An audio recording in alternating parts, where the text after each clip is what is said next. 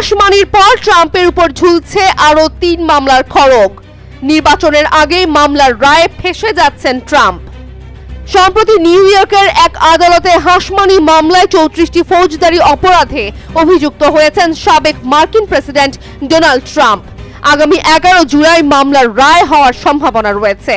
তবে এর বাইরেও ট্রাম্পের বিরুদ্ধে আরো ৩টি ফৌজদারি এবং বেশ কয়েকটি দেওয়ানি মামলা চলছে যুক্তরাষ্ট্রের বিভিন্ন আদালতে।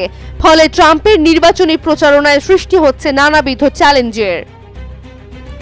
নিউ ইয়র্কের পাশাপাশি ফ্লোরিডা, জর্জিয়া এবং ওয়াশিংটন ডিসিতে ফৌজদারি অভিযোগের মুখোমুখি হতে হবে ট্রাম্পকে।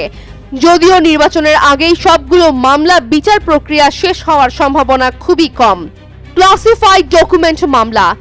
নিউ ইয়র্ক মামলার প্রতি অভিযোগে সর্বোচ্চ ৪ বছর পর্যন্ত কারাদণ্ড পেতে পারেন ট্রাম্প। তবে বিশেষজ্ঞরা বলছেন প্রথমবার হওয়ায় কারাদণ্ডের পরিবর্তে জরিমানা করার সম্ভাবনাই বেশি।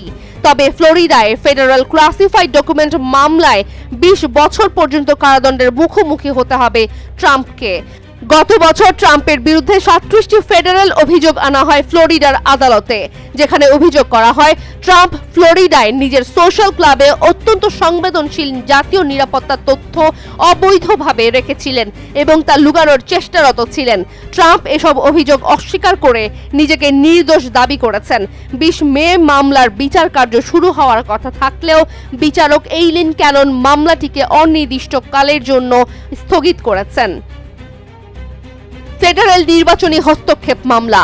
ট্রাম্পের বিরুদ্ধে ২০২০ সালের প্রেসিডেন্ট নির্বাচনকে অবৈধভাবে ব্যাহত করার ষড়যন্ত্রের অভিযোগ তুলেন বিশেষ উপদেষ্টা জ্যাক স্মিথ।